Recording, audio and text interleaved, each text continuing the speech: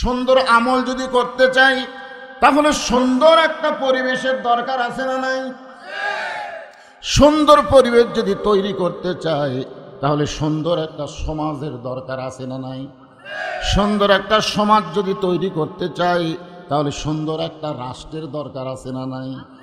সুন্দর একটা রাষ্ট্র যদি তৈরি করতে চাই তাহলে ইংরেজদের আইন দিয়ে হবে না, মানুষের তৈরি করা আইন দিয়ে হবে না, আমার আল্লাহর কোরআনের আইন লাগবে। খালি কোরআনের আইন দিয়ে যদি বাংলাদেশ চলতো, এই নুরানি মাদ্রাসার জন্য চিন্তা করা লাগতো। যখন যে করোনা শুরু হলো না, বুঝলেন, তখন সরকার তো সব প্রাইমারি বন্ধ করে দিল। প্রাইমারি বন্ধ করে দিয়েছিল না, কিন্তু মাদ্রাসা কিন্তু বন্ধ করেনি। ওই সময় আমার নুরানি মাদ্রাসায় প্রাইমারি 37 জন ছাত্র ভর্তি হলো। আমি ওর বাপ মাদের কইলাম, কি খবর প্রাইমারি কবে খুলবে জানি না, এরা বাড়ির খালি ডান্ডাগুলি মারে, এই জন্য আপনার মাদ্রাসায় ভর্তি করে দিল। হতে হতে 37 জন হলো। আমি তখন মসজিদে গিয়ে দোয়া করলাম, আল্লাহ করোনা আরও 3 বছর থাকে। সবাই কয় হুজুর করোনা ভালো হওয়ার জন্য দোয়া করা লাগে, আর আপনি থাকার জন্য বলতেছেন। আমি বললাম 3 বছর যদি করোনা থাকে আর 3 বছর যদি প্রাইমারি বন্ধ থাকে, একটা প্রাইমারিও থাকবে না, সব প্রাইমারি নুরানি মাদ্রাসা হবে। জোরে কোন কথা ঠিক কি না? কারণ সরকার জানে প্রাইমারি না পাক করোনা ধরবি, আর নুরানি মাদ্রাসা পাক করোনা ধরবি না। এজন্য মাদ্রাসা সব খোলা, প্রাইমারি সব বন্ধ। বুঝতে পারছে? একটু মনোযোগ দিয়ে শোনেন। আল্লাহর কোরআনের সমাজ যখন চালু হবে তখন দেশটা কেমন হবে, আমাদের নারীগুলা কেমন নারী হবে, আমি আপনাদের তাফসীর আকারে বোঝানোর চেষ্টা করতেছি। সবচাইতে খারাপ মানুষ এই পৃথিবীতে, এত খারাপ মানুষ কেউ ছিল না যিনি নাঙ্গা তরবারি নিয়ে নবীকে হত্যা করার জন্য রাস্তা নিয়েছিল। আজকে নবীর বিরুদ্ধে কথা বললেই আমরা তার বিরুদ্ধে আন্দোলন করি। জোরে কোন কথা ঠিক কিনা? আর হযরত ওমর এমন খারাপ ছিল যে নবীকে হত্যা করবে এই নিয়তে বাড়ি থেকে বের হলো, কিন্তু এমন একটা জাদুর পরশে ওমর এত ভালো মানুষ হয়ে গেল, শেষ পর্যন্ত আল্লাহ তাআলা তাকে অর্ধ পৃথিবীর খলিফা বানায়া দিল। আপনার বলেন তো, যে জাদুর পরশ, সেই জাদুর নাম কি? আরো জোরে, আল কোরআনের আলো। মুরব্বী কাছে সংসদে আর এরা কাছে ঘরে ঘরে, তার মানে ভেজাল আছে। না না না, আমরা অ্যাঙ্গেলে ম্যাচ দেব। অ্যাঙ্গেলে ম্যাচ বোঝেন? যে সংসদে জালো এটা যদি কই তাহলে ওরা বলবে হুজুর ওই দল, আর ঘরে ঘরে জালো, এটা আল্লাহ পছন্দ করে না। এই জন্য অ্যাঙ্গেলে মার হচ্ছে সব জায়গায় জালো। ধরে কোন জায়গা, কোনো জায়গা যেন বাদ না থাকে। সব জায়গার মধ্যে সংসদ আছে না নাই? আছে। দরকার আছে না নাই? আল কোরআনের আলো, কোরআন হাদিস যেখানে, দুনিয়ার মুসলমান লিল্লাহে তাকবীর। এ ভাই রে, যারা এখনো বাহিরে আছেন তাড়াতাড়ি আসেন। আসলে সিস্টেম লস হবে। সিস্টেম লস বোঝেন? মাত্র 3 দিন আগে, কয়দিন আগে এই মাহফিল ফাঁসে, একবার বিজ্ঞাপন ছাপাছে, তার উপর লোকমা পড়ছে, আবার সেটা বাদ দে, এটা ছাপাছে, সেটা জনগণের কাছে যায়নি।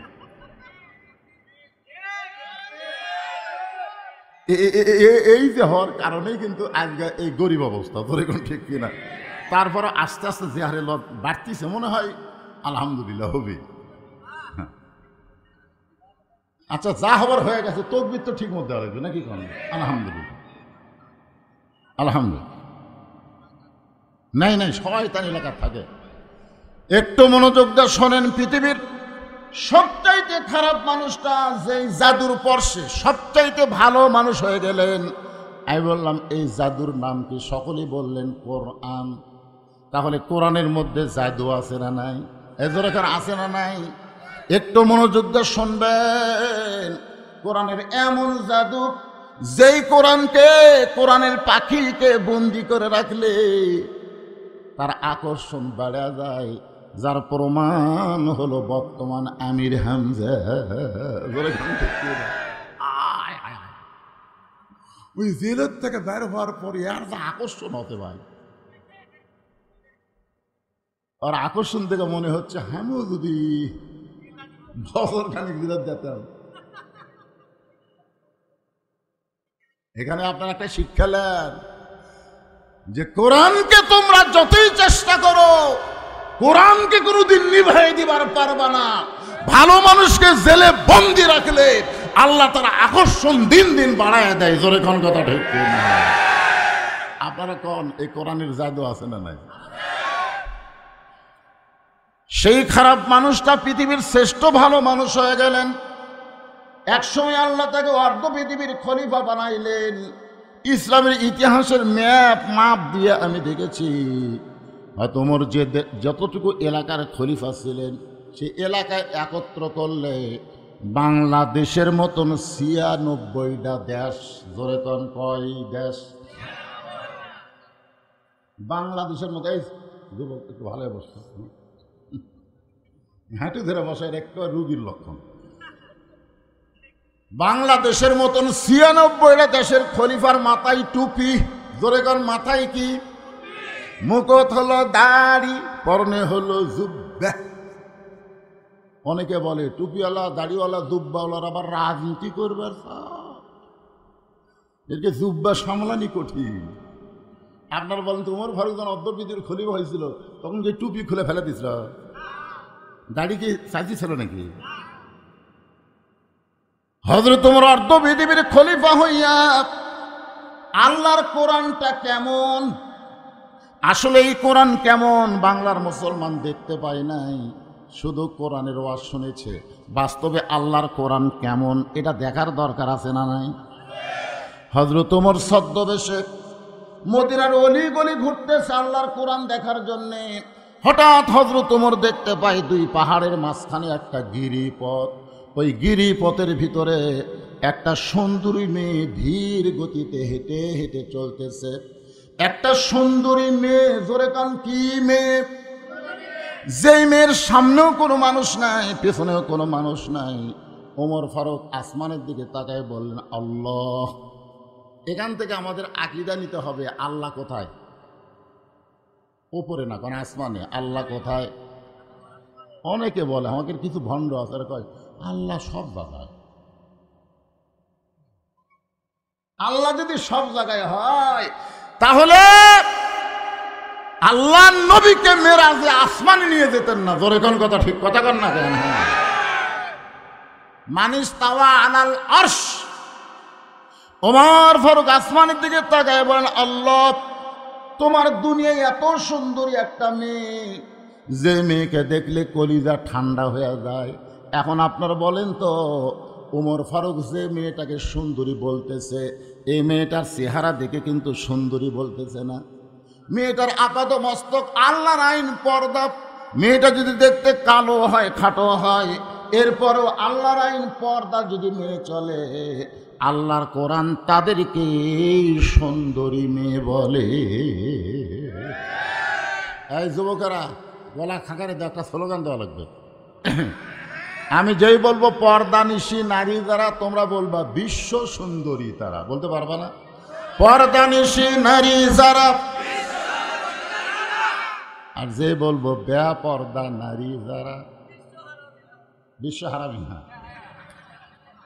বলবা বিশ্ব বেহায়া তারা। বেপর্দা নারী যারা, যেমন বাংলাদেশের পরিমণি লুঙ্গি পরা ড্যান্স মারে। জোরে কোন কি পরা ড্যান্স মারে?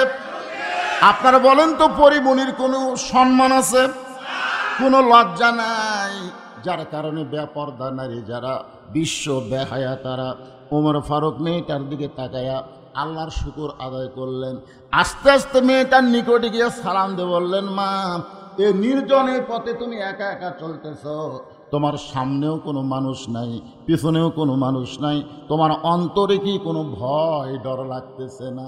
মেয়েটা হেজাবের ভিতর থেকে বলে, পথিক, তুমি কি হযরত ওমরকে চিনো?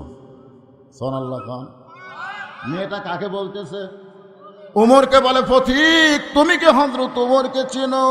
উমর যেদিন থেকে আল্লাহর কোরআন দিয়ে রাষ্ট্র চালায়, সেদিন থেকে পৃথিবীর এক প্রান্ত থেকে আর একটা প্রান্তে একটা মহিলা চলবে, তার অন্তরে আল্লাহ ছাড়া আর কারো ভয় থাকবে না। সেদিন ষোড়শী নির্জন পথে যাবে, কোনো জন কটু কথা কবে না। পথে আর প্রান্তরে সম্পদের মোহে পড়ে খুন আর রাহাজানি হবে না। সবাই বলেন, যদি মেনে চলি কোরআন। বলেন, যদি মেনে চলি কোরআন আর রাসূলের বিধান, সকলেই শান্তিতে থাকবে। বাংলার আকাশে কলেমার পতাকা যেদিন দুলবে। মেয়েটা বলে, পথিক তুমি কি হযরত উমরকে চেনো না? যদি হযরত উমরকে চিনতা তাহলে এরকম বেসাইজা কথা বলতা না। আল্লাহর কোরআন দিয়ে যখন রাষ্ট্র চলে, তখন পৃথিবীর এক প্রান্ত থেকে আর এক প্রান্তে একটা মেয়ে যাবে, ওই মেয়েটার কলিজায় কেবলমাত্র ভয় থাকবে কার? আর বর্তমানে যদি আপনারা এই দুর্গাপুর মডেল মসজিদে জোহরের নামাজ পড়বার যান, আর যদি 2000 টাকার জুতা আপনার পাঁত থাকে, আপনি বলেন তো মসজিদের দরজায় জুতা রাখবেন না হাতত নেবেন? কার হয়? জোরে কন, কার হয়? আসলে চোর কি খুব বেশি? মাত্র গোটা 2 চোর মসজিদের চারিধার ঘরে আর কয়, আমাকে ভয়ে সব ভালো জুতা ভিতরে ঢুকছে, আমাকে ভয়ে।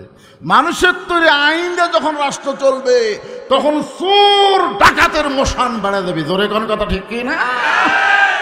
আমাকে ভয়ে দরজার তালা দিছে, আমাকে ভয়ে। আর আল্লাহর আইন দিয়ে যখন রাষ্ট্র চলবে, তখন গোটা পৃথিবী অনুবীক্ষণ যন্ত্র দিয়ে খুঁজলেও চোর দেখা যাবে না। জোরে কোন কথা ঠিক কি না? একটু মনোযোগ দিয়ে শুনবেন। ওমর ফারুক বললেন, মা তুমি যে ধীর গতিতে চলতেছ, আমার মনে হয় তোমার ভিতরে কোনো দুঃখ লুকে আছে, কারণ তুমি খুব ধীরে ধীরে হাঁটতেছ। এ হাঁটা দেখে মনে হয় তোমার ভিতরে দুঃখ লুকে আছে। মেয়েটা বলে, পথিকরে আমি আসলে একজন দুঃখী নারী। আজকে 6 দিন হলে হযরত উমরকে আমি খুঁজে বেড়াই। যদি উমরকে পাই তাহলে আমার দুঃখের কথা একটু বলবার চাই। উমর ফারুক একটু মস্করি করে বললেন, মা উমর হলো অর্ধ পৃথিবীর খলিফা, সেই উমরকে তুমি 2 পাহাড়ের মাঝখানে খুঁজতেছ। উমরকে যদি পাওয়ার চাও তাহলে সংসদ ভবনে যাও, গণভবনে যাও, বঙ্গভবনে যাও। এগুলো ভবনে না গিয়া 2 পাহাড়ের মাঝখানে তুমি উমরকে খুঁজতেছ। উমর কি গরু ছাগল নাকি?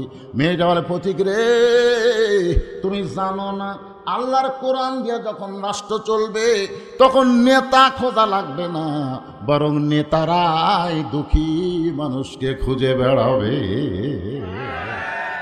এই কোরআন দিয়ে যখন রাষ্ট্র চলবে, তখন এমপি খোঁজা লাগবে না, এমপিরাই আপনাকে খুঁজবে। ধরে কোন কথা ঠিক কিনা?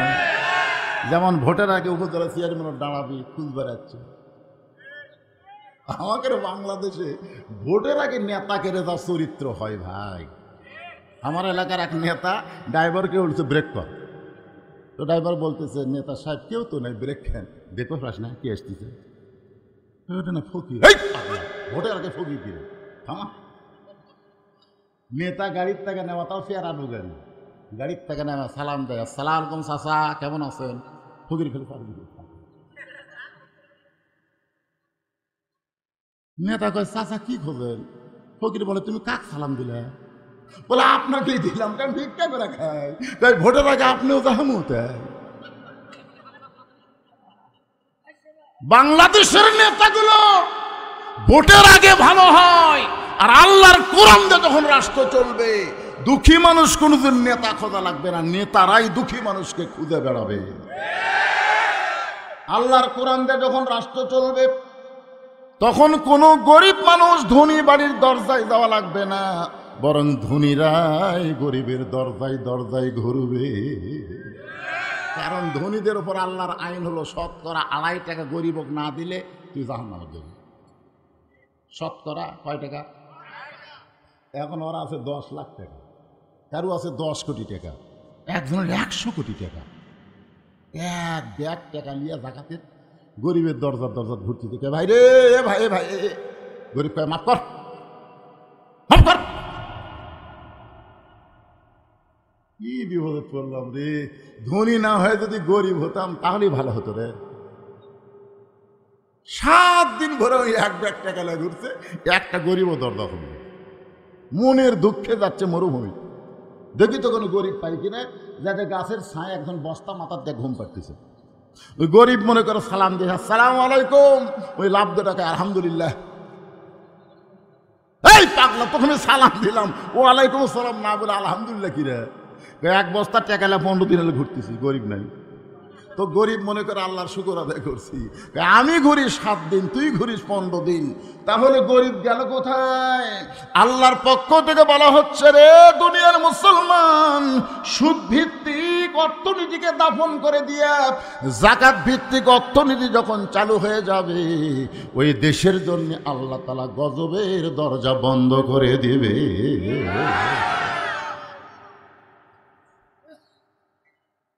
মেয়েটা বলতে যে পথিক, আজকে 6 দিন হলো হযরত ওমরকে আমি খুঁজতেছি, আর 1 দিনের মধ্যে ইনশাল্লাহ আমি পেয়ে যাব। কয়দিন হলো খুঁজতেছি? আর 1 দিনের মধ্যে হযরত ওমরকে আমি পেয়ে যাব ইনশাআল্লাহ। আপনারা বলেন তো, মেয়েটা হযরত ওমরকে পাইছে কি পাই নাই? ওমর ফারুক বললেন, মা আমি হইলাম সেই ওমর। যেই বলছে আমি হইলাম সেই ওমর, মেয়েটা তখন মুস্কি মুস্কি হাসি আর বলতেছে, আপনি যদি সেই ওমর হন তাহলে চোরের মতন একা একা ঘুরতেছেন, আপনার কি চামচা নাই? জোরে কোন কি নাই? একটা চেয়ারম্যান ঘরে চৌকিদার লিয়া, উপজেলা চেয়ারম্যান ঘরে পুলিশ লিয়া, এমপি ঘরে পুলিশের গাড়ি লিয়া, জোরে কোন কথা ঠিক কিনা? আর সামনে 100 মোটর সাইকেল, পিছনে 100 মোটর সাইকেল। হ্যাঁ, আর আপনি অর্ধ জাহানের খলিফা সুরের মতন একা একা ঘুরতেছেন, আপনার কি চামচা নাই? ওমর ফারুক চোখের পানি বের করে বলতেছেন, মা চামচা পালার টাকা আমি পাবো কোথায়? কারণ চামচা পালবার গেলে টাকা লাগবে, এই টাকা তো আমার নাই। আর জনগণের টাকা না মারলে চামচা পালা যাবে। কথা কয় না কেন? জুমার দিনে হযরত ওমর মসজিদে খুতবা দিচ্ছেন, মাঝখান থেকে এক মুসল্লি দাঁড়ায় বলতেছে, আমির আল মুমিনিন, আপনার খুতবা শুনবো না। ওমর ফারুক বলেন, আমার দোষ কি? বলে, আপনার দোষ হলো হামাকরো খাটো পাঞ্জাবি দিয়ে আপনি লম্বা জুব্বা গাওয়াত দিয়ে খুতবা দেবেন। যতক্ষণ পর্যন্ত লম্বা জুব্বার ওয়াজ না করবেন ততক্ষণ আপনার ওয়াজ আমরা শুনবো না। অর্ধ পৃথিবীর খলিফাকে আটকা দিছে, ওয়াজ আটকা দিছে। ওমর ফারুকের চোখ দিয়ে দরদর করে পানি পড়তেছে। এমন সময় আব্দুল্লাহ ইবনে ওমর 6 লক্ষ হাদিসের হাফেজ, 30 পারা কোরআনের হাফেজ, জোরে কোন সুবহানাল্লাহ। অর্ধ পৃথিবীর খলিফার ছেলে কি আব্দুল্লাহ 6 লক্ষ হাদিসের কোরআনের হাফেজ, আর আমাদের নেতার ছেলেরা কি? শোনেন, খালি 10টা এমপির ছেলে যদি নুরানি মাদ্রাসার ছাত্র হয়, সরকার নুরানি মাদ্রাসাকেও প্রাইমারির মতন টাকা দিতে বাধ্য হয়ে যাবে। তোর কোন কথা ঠিক না? একটা নেতার ছেলে সব কয়টা খালি গরিবের ছোল পড়ে, গরিবের দিকে সরকার ভোটের সময় তাকায়। গরিবের বন্ধু,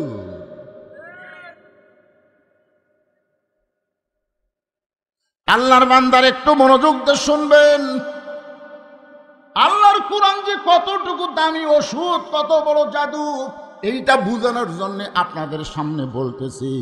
ওমর ফারুক বললেন, মা আজ কথা বলতেছি। আব্দুল্লাহ ইবনে ওমর বাবার পাশে গিয়ে বলে, রে নবীর সাহাবীরা, তোমরা খাটো পাঞ্জাবি হলেও তো নতুন কাপড় পরেছ, আমার পরনের দিকে তাকায় দেখো নতুন কোনো কাপড় নাই।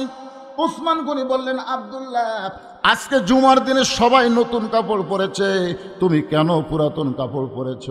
আব্দুল্লাহ বলতেছে, আমি যদি নতুন কাপড় পরতাম তাহলে আমার বাবার জুব্বা লম্বা হতো না। আমার যতটুকু নতুন কাপড় ছিল সেই কাপড় বাবাকে দান করার পর বাবার কাপড় আমার কাপড় একত্র করে বাবা লম্বা জুব্বা পরে খুতবা দেয়।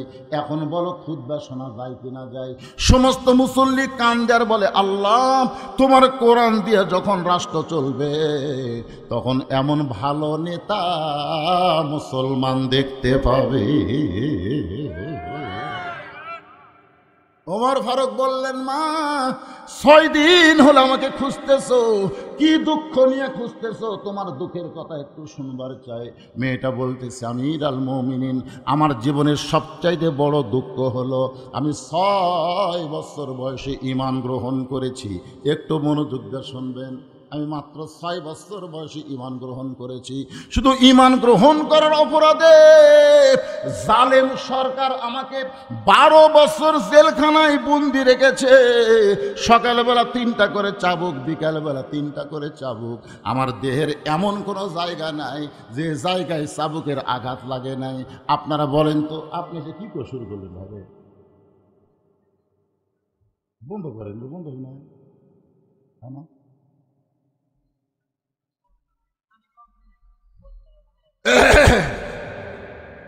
একটু মনোযোগ দিয়ে শোনেন, মেয়েটার অপরাধ কি?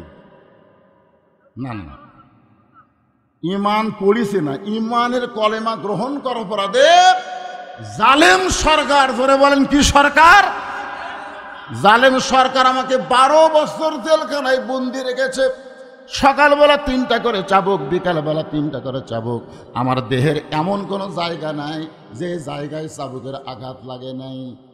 অপরাধ হলো শুধুমাত্র ঈমান গ্রহণ করা। আজকে আমাদের বাংলাদেশে মামুনুল হক বৌলিয়া ধরা পড়ছে। সাংবাদিক বলতেছে কাবিন আছে। আর শাকিব খান কবে বিয়া করলো বাংলার কেউ জানে না। ওরা বাচ্চা নিয়ে মিডিয়ার সামনে হাজির হয়। জোরে কোন কথা ঠিক কি না? কয়েকদিন আগে বইমেলা থেকে হিরো আলমকে ঘাট ধরে বের করে দিয়েছে। ভুয়া ভুয়া কয়ে বের করতে আপনার দেখেন না? হিরো আলম এক সাংবাদিক সম্মেলন করতে গিয়ে এক সাংবাদিক বলতেছে, ভাই এই যে মেয়েটা আপনার সঙ্গে ঘরে, এটা কি আপনার বউ? ওর সাথে একটা মেয়ে থাকে।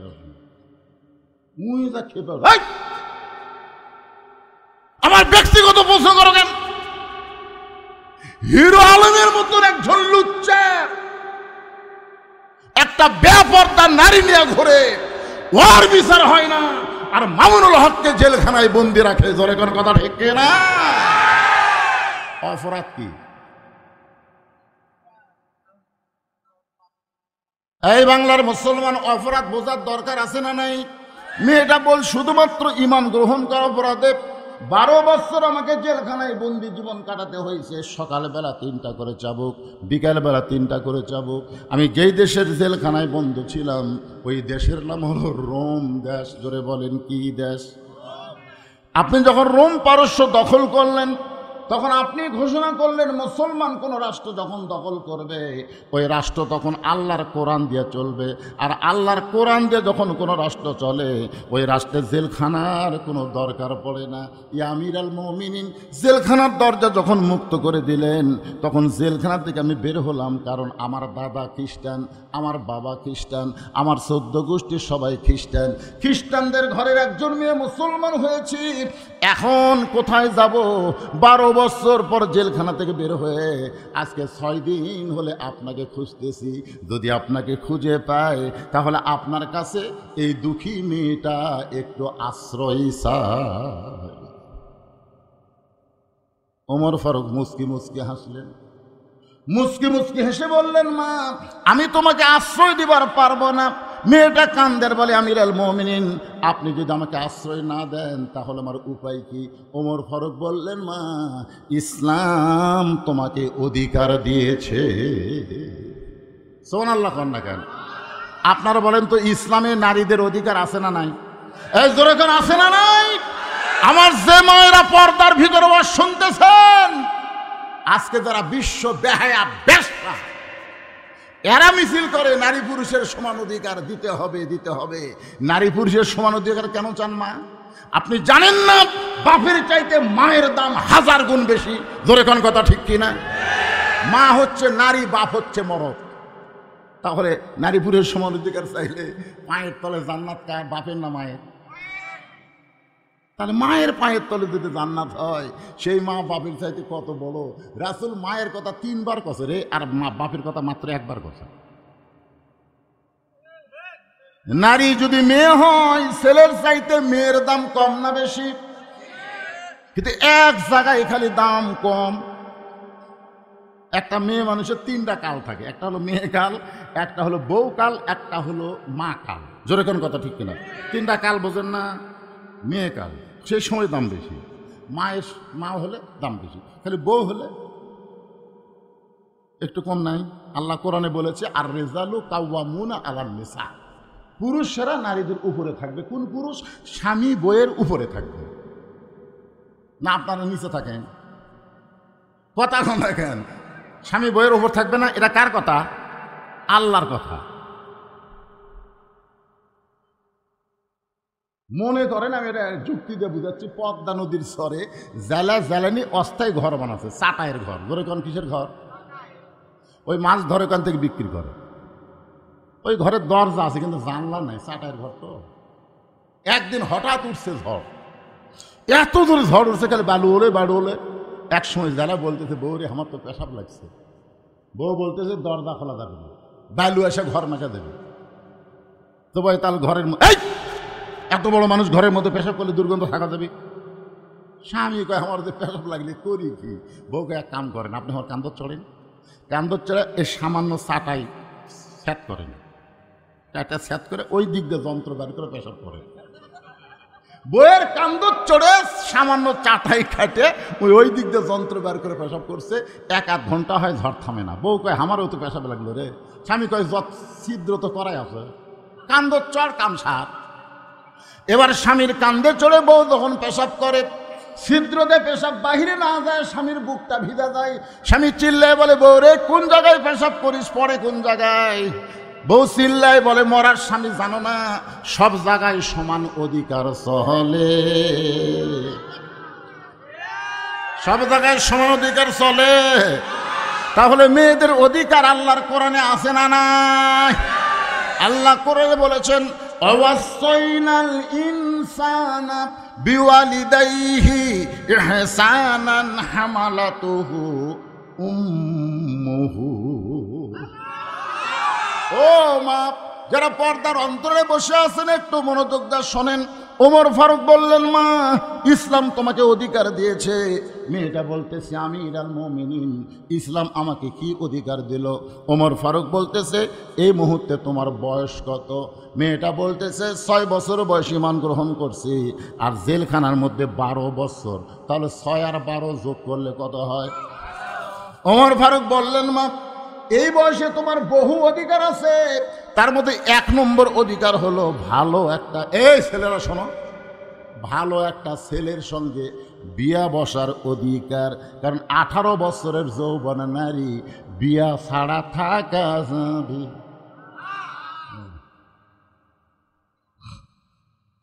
কয় বছর?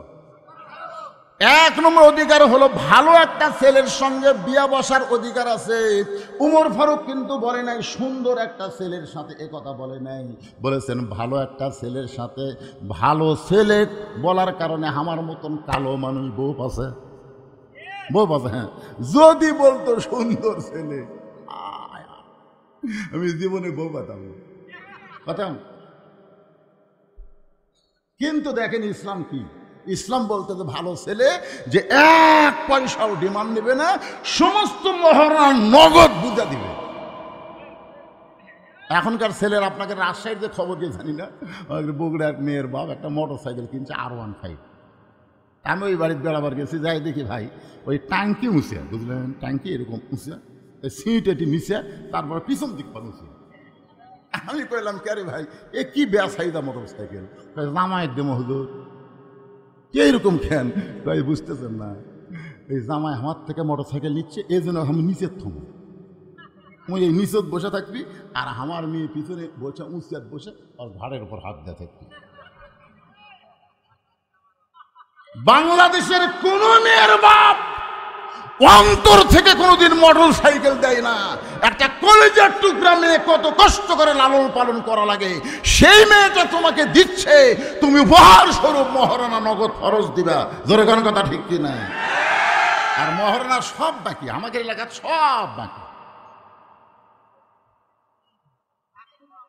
নাকফুল হয়, নাকফুল নগদ, যার মধ্যে সোনা আছে কিনা আল্লাহ ভালো জানে। কারণ নাকফুল কিনতে সোনা, বেচতে সোনা থাকে না। আল্লাহর বান্দার একটু মনোযোগ দিবেন। উমর ফারুক বললেন, মা তুমি একজন মেয়ে মানুষ, ভালো ছেলে কোথায় পাইবা? আমি একটা ভালো ছেলের খবর দেই, দেখো তো ছেলেটা তোমার পছন্দ হয় কিনা। মেয়েটা বলতেছে আমিরুল মুমিনিন, তাহলে বলেন তো ভালো ছেলের খবর কি?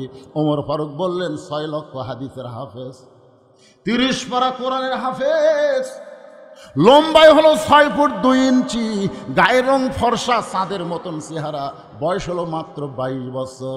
ছেলেটার নাম হলো আব্দুল্লাহ আর বাবার নাম হলো উমর। মাগো, আমার ছেলে আব্দুল্লাহর সঙ্গে তোমাকে বিয়া দিয়া, তোমাকে বৌমা বানায়া আমার ঘরে তোমাকে অধিকার দিবার চাই। আপনারা বলেন তো অধিকার আছে না নাই? আমার আব্দুল্লাহর সঙ্গে তোমাকে বিয়া দিয়া, তোমাকে বৌমা বানায়া, কারণ বেটার বউ, রাজশাহীর লোকেরা কি কন, বেটার বউ কন না বৌমা কন, বৌমা বানায়া আমার ঘরেতেই তোমাকে অধিকার দিবার চাই। মেয়েটা পর্দার ভিতরে খিলখিল করে হাসতেছে। ওমর ফারুক বলে, মা তুমি কি পাগলি হলে নাকি, হাসো কেন? বলে হাসার কারণ হলো আপনার আব্দুল্লাহর চাইতে ভালো ছেলে কি দুনিয়াতে নাই? ওমর ফারুক বললেন, মা আমি খুঁজে দেখলাম আমার আব্দুল্লাহর চাইতে ভালো কোনো ছেলে নাই। মেয়েটা বলতেছে আমিরুল মুমিনিন, আমি একটা ছেলের খবর দিব, দেখেন তো ছেলেটা কেমন। ওমর ফারুক চুপ করছে। 6 বছর বয়সে ঈমান গ্রহণ করে 12 বছর জেলখানায় বন্দি জীবন, সে ভালো ছেলের খবর কেমনে দিবে? ওমর মুচকি মুচকি হাসের বলে, মা দেখি তো তোমার ভালো ছেলেকে। মেয়েটা বলতে, ছেলেটার নাম হলো হুসাইন, বাবার নাম হলো হযরত আলী, মায়ের নাম হলো খাতুনে জান্নাত ফাতেমা, আর নানার নাম হলো মুহাম্মাদুর রাসূলুল্লাহ। এখন আপনি বলেন আপনার আব্দুল্লাহ আর হুসাইন এই দুটার মধ্যে কোনটা ভালো? না না না, ওমর ফারুককে মেয়ে বলতেছে। আপনি যে ভালো ছেলের কথা বললেন, এখন বলেন আপনার আব্দুল্লাহ আর হুসাইন এই দুইটার মধ্যে কোন ছেলে ভালো? সঙ্গে সঙ্গে ওমর ফারুক চোখের পানি বের করে বলতেছেন, মা সাইদুস শাবাবি আহলেল জান্নাহ হাসান হুসাইন রাদিয়াল্লাহু তাআলা আনহুমা, জান্নাতি যুবকদের সর্দার হবে দুইজন, একটা হলো হাসান, একটা হলো হুসাইন। আমার আব্দুল্লাহর চাইতে তোমার বলা হুসাইন কোটি কোটি গুণ ভালো। মেয়েটা বলতেছে, তাহলে হোসাইনের মতন ভালো ছেলে থাকতে আপনার আব্দুল্লাহর সঙ্গে বিয়া বসবো কেন? এমন কথা মেয়েটা বলেছে, হযরত ওমরের চোখ দর দর করে পানি পড়তেছে।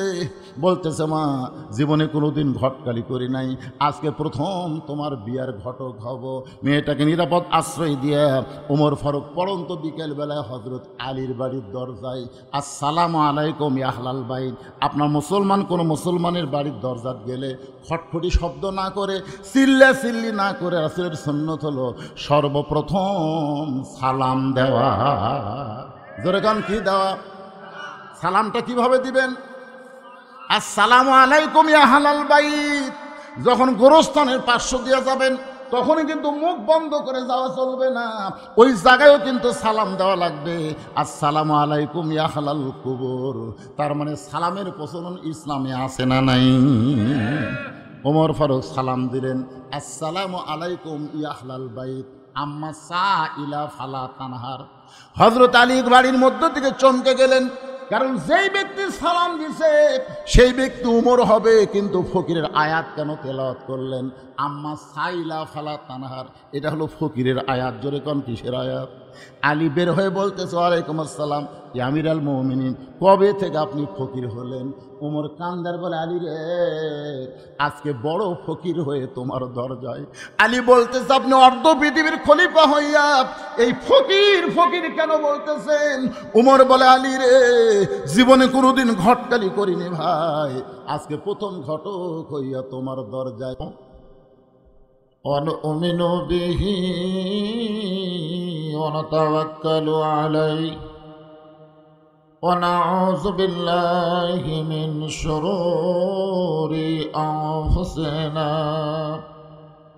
ওয়া মিন সাইয়্যাতি আমালিনা মান ইয়াহদিয়াল্লাহু ফালা মুদিল্লা লাহু ومن يضلله فلا هادي له।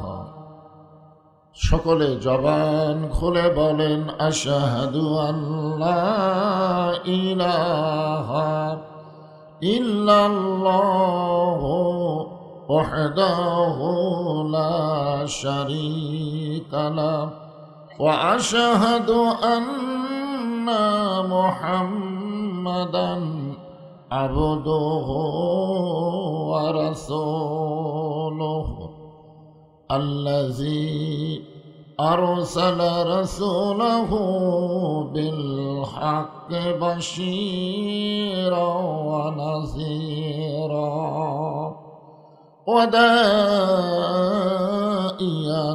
ইলাল্লাহ بإذنه وسراجا منيرا فقد قال الله تعالى في كلامه المجيد والفرقان الحميد জবান খুলে সকলে পড়েন আউযু বিল্লাহি মিনাশ শাইতানির রাজিম বিসমিল্লাহির রহমানির রহিম আল্লাযী خلق الموت والحياة ليبلوكم أيكم أحسن عملا وهو العزيز الغفور إن الله وملائكته يصلون على النبي يا أيها الذين آمنوا صلوا عليه وسلموا تسليما اللهم صل على محمد وعلى آل محمد كما صليت على إبراهيم وعلى آل إبراهيم إنك حميد مجيد اللهم بارك على محمد وعلى آل محمد كما باركت على إبراهيم وعلى آل إبراهيم إنك حميد مجيد لا إله إلا الله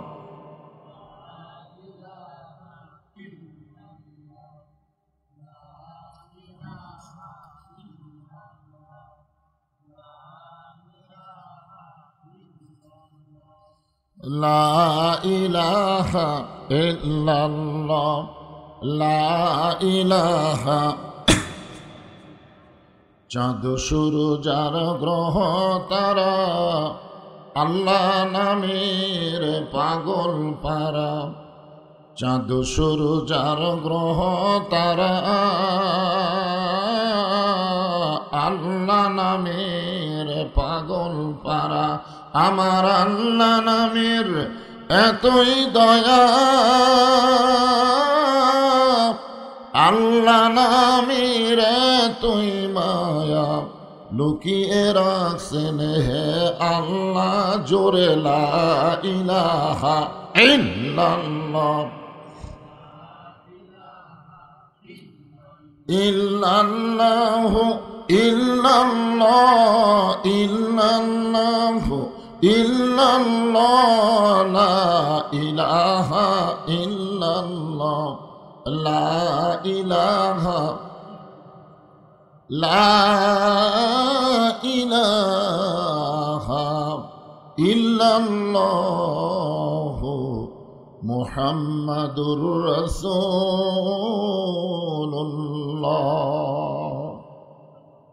রাসূলের মহব্বতে সকলেই বলি সাল্লাল্লাহু আলাইহি ওয়াসাল্লাম।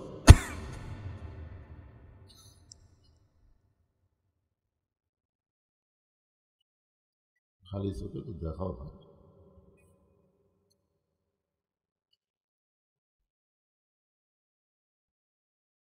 নন্দীগ্রাম শেখপাড়া ইকরা ও নান্দিগ্রাম ইকরা নুরানি হাফিজি মাদ্রাসার উন্নয়ন কল্পে আজকের এই তাফসিরুল কোরআন মাহফিল, আজকের এই মাহফিল আল্লাহ তাআলা যেনাকে সম্মানিত সভাপতির আসনে কবুল করেছেন, জনাব মোহাম্মদ মাসুদ রানা, আজকের এই মাহফিলের সম্মানিত সভাপতিকে অন্তরের অন্তঃস্থল থেকে আমি শুভেচ্ছা জ্ঞাপন করছি।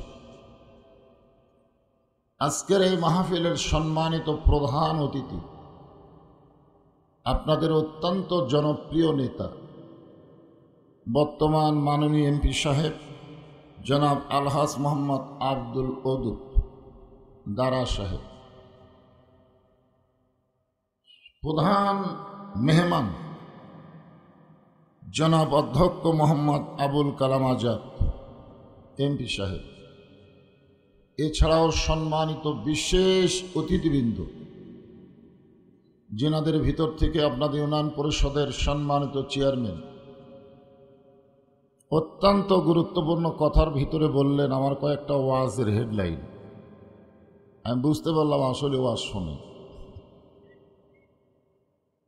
আজকের এই মাহফিলে আপনাদের কাছে দোয়া প্রার্থী, আগামী উপজেলা পরিষদ নির্বাচনে যিনি চেয়ারম্যানের পদে প্রতিদ্বন্দ্বিতা করবেন, আপনার দোয়া চেয়েছেন, উনি আমার ওয়াজ শোনেন, এটা বোঝা গেল।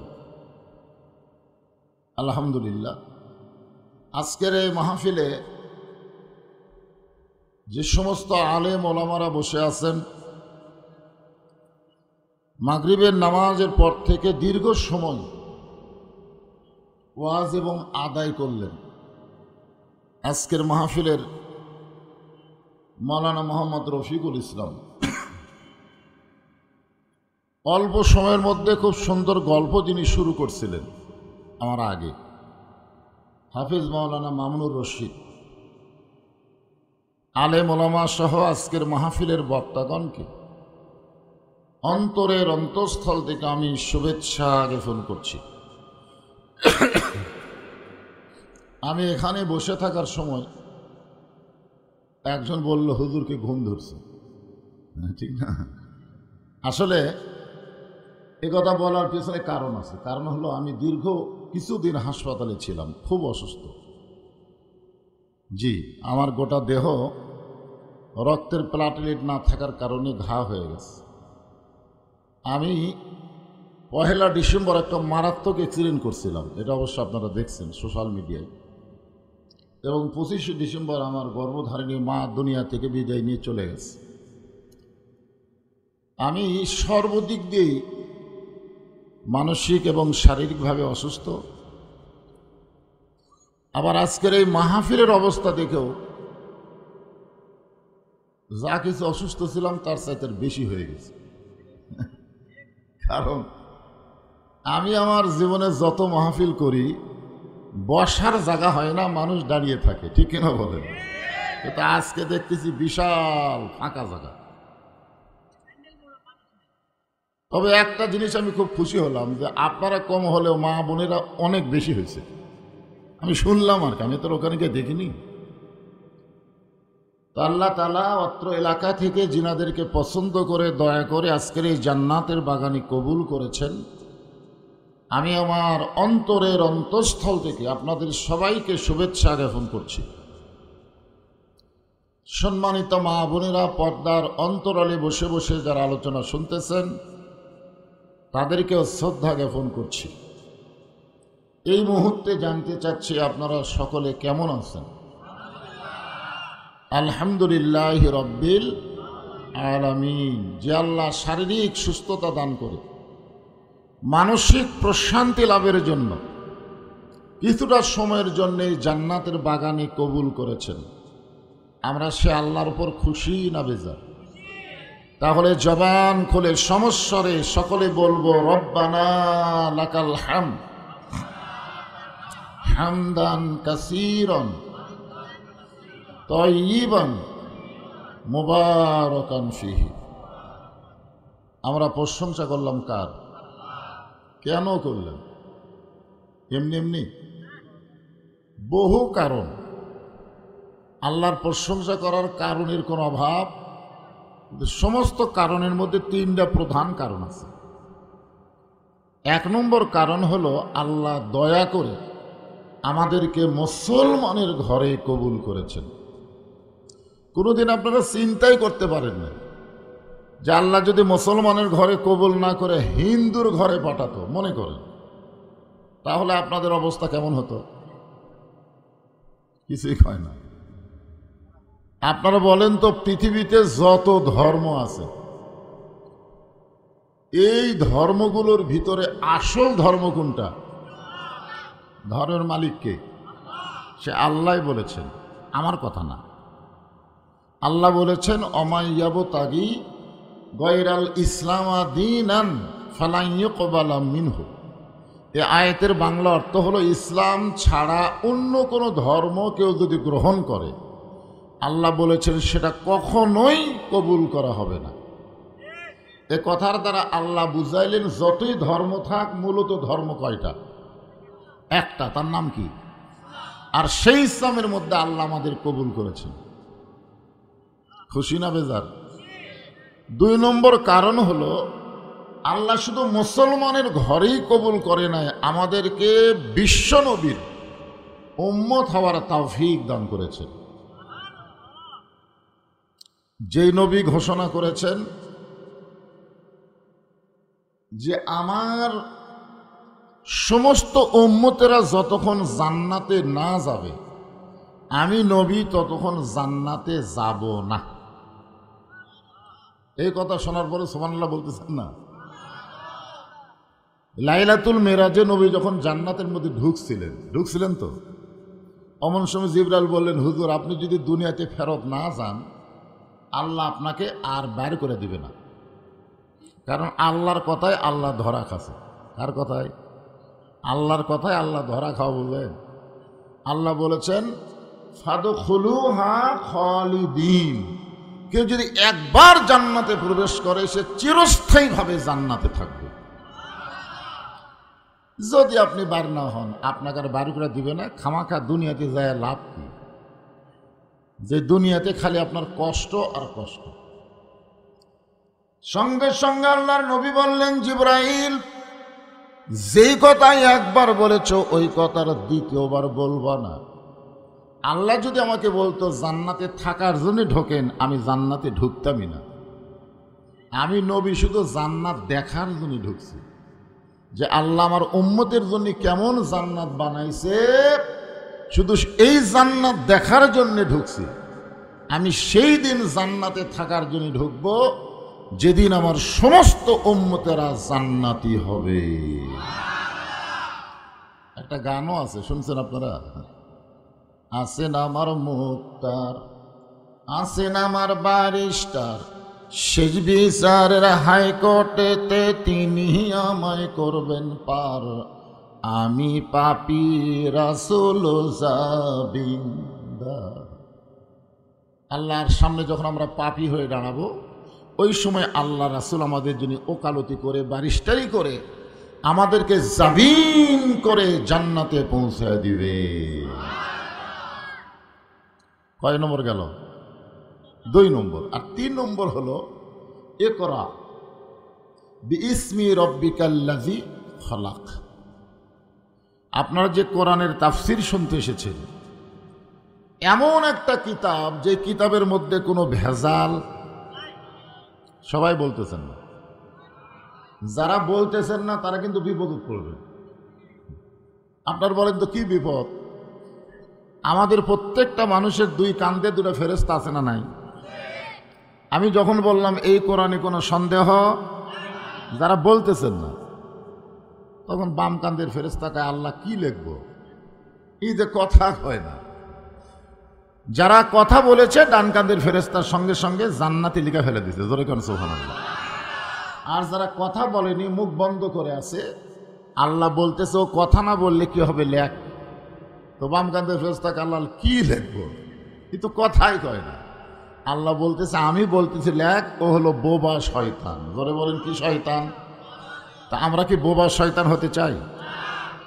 এই কোরআনের মধ্যে কোনো গোজামিল নাই। এই কোরআনের মধ্যে কোনো ধোঁকা, আর সেই কোরআনের মাদ্রাসায় ছাত্র নাই। আমার মাথা নষ্ট হয়ে গেল। আপনারা বলেন তো, আজ পর্যন্ত বাংলাদেশে প্রাইমারির উন্নয়ন কল্পে কোনো মাহফিল দেখছেন? কেন দেখেননি?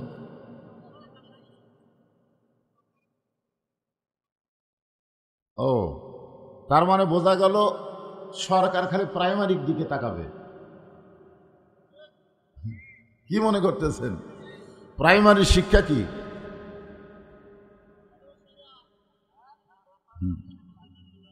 প্রাইমারি শিক্ষা হলো আগডম বাগডম ঘোড়াডম সাজে, ঢাক ঢোলক ঝাঁঝর বাজে, বাজতে বাজতে চলল ঢুলি, ঢুলি গেল কমলা ফুলি, কমলা ফুলির টিয়াটা সূর্য মামার বিয়াটা।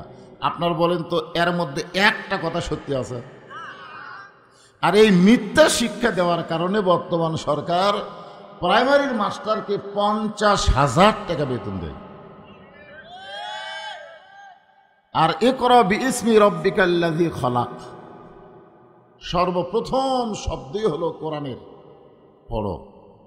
কি করো? আল্লাহ রাসূল বললেন পড়ব না। জিবরাইল বললেন কেন পড়বেন না?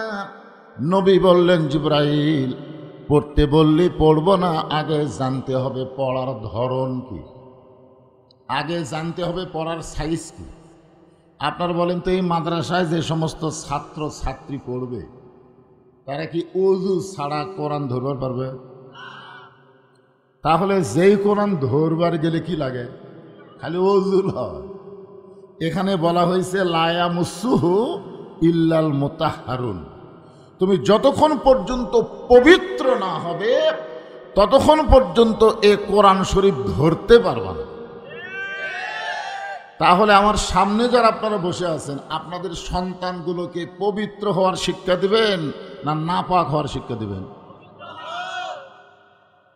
যারকে বাচ্চারা কেবল 7 বছর 8 বছর, এরা কথা বলতেছে না,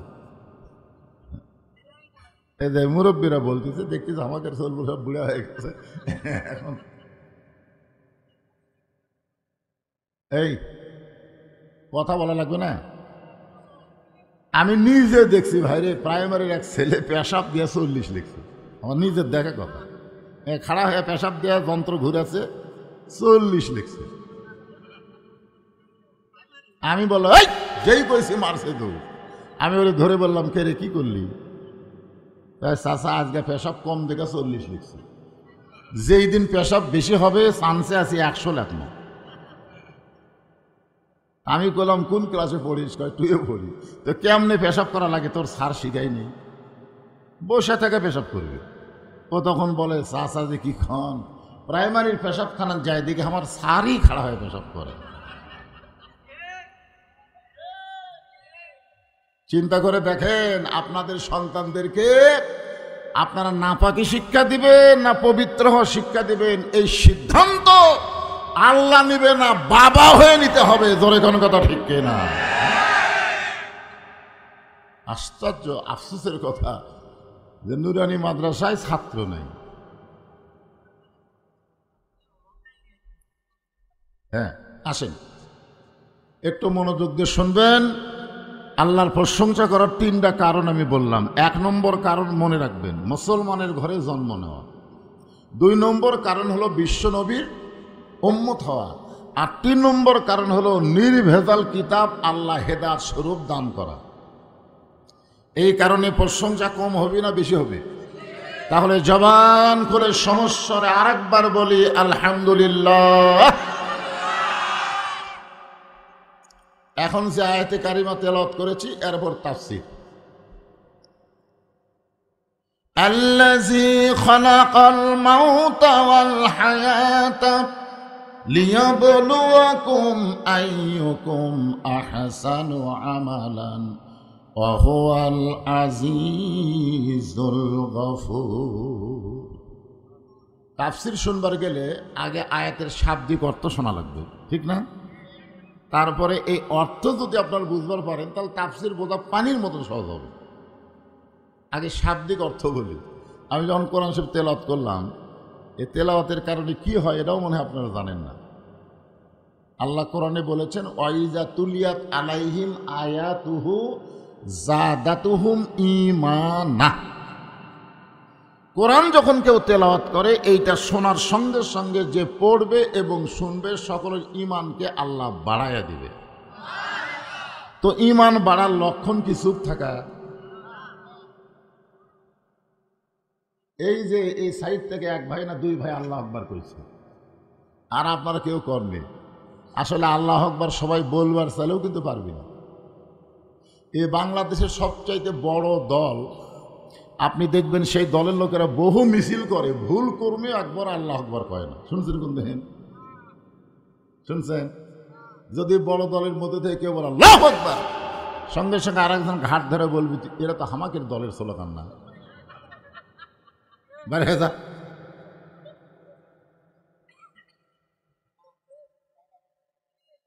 না না, বড় দলের কথা বলতেছে। আল্লাহ আকবার সুর শুনছেন যে বলে, কারণ 3টা তসবিতে আল্লাহ খুবই খুশি হয়। একটা হলো সুবহানাল্লাহ, একটা আলহামদুলিল্লাহ, আর একটা আল্লাহু আকবার। কিন্তু 2টা তসবিতে শয়তান বেজার হয় না। আপনি সারা জীবন যদি বলেন সুবহানাল্লাহ আলহামদুলিল্লাহ সুবহানাল্লাহ আলহামদুলিল্লাহ, শয়তান আপনার কাছেই বসে থাকবে। কিন্তু যেই বলবেন আল্লাহু আকবার, এত জোরে দৌড় মারবে, রাসূল বলছেন ওর পিছন দিকটা বাতাস বাড়াবে। এই আল্লাহু আকবার কিন্তু সবার জবানে উচ্চারণ হবে না। যাদের মধ্যে শয়তান লুকে আছে তারা আল্লাহু আকবার কেমনি করবে? আমি বুঝবার পারলাম আপনারা আল্লাহু আকবার দলের লোক খুব কম। বোঝা গেল তো আল্লাহু আকবার নাই যে। লিল্লাহি তাকবীর। লোকজন কম হোক কিন্তু পাওয়ার ঠিক আছে আলহামদুলিল্লাহ। খাড়া হয়ে গেছে কেমন কম দেখেন তো। মাশাআল্লাহ।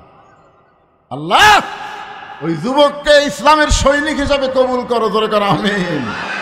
দাঁড়ায় গেছে, বুঝতেছেন না? একটু মনোযোগ দিয়ে শুনবেন। শাব্দিক অর্থ হল যিনি মৃত্যু এবং জীবনকে সৃষ্টি করেছেন তিনার নাম কি? আল্লাযী খালাকাল মাউতা ওয়াল হায়াতা। মিশে মায়ায় বন্দি থাইকা করলাম কত খেলা, পশ্চিমে তাকিয়া দেখো তোমার ডুইবা গেছে বেলা।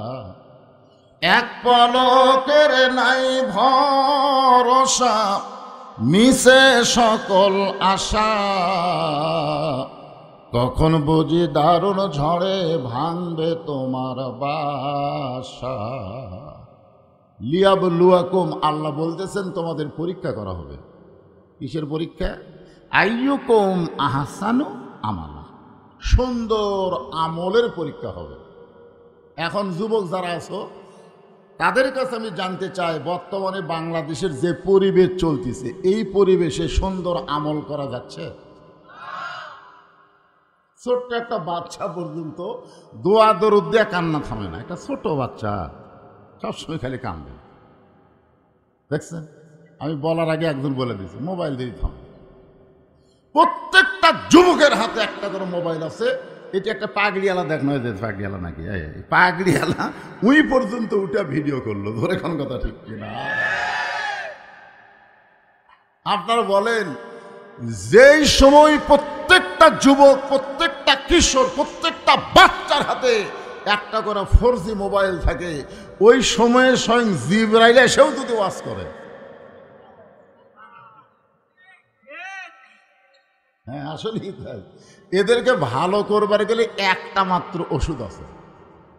আমি সেই ওষুধের উপরে আজকে ওয়াজ করবো। সে ওষুধের দরকার আছে না নাকি?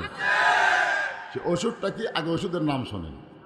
আল্লাহ কোরআনে বললেন, অনুনাজ্জিলু মিনাল কুরআনি মা হুয়া শিফাউ ওয়া রাহমাতুল লিল মুমিনিন।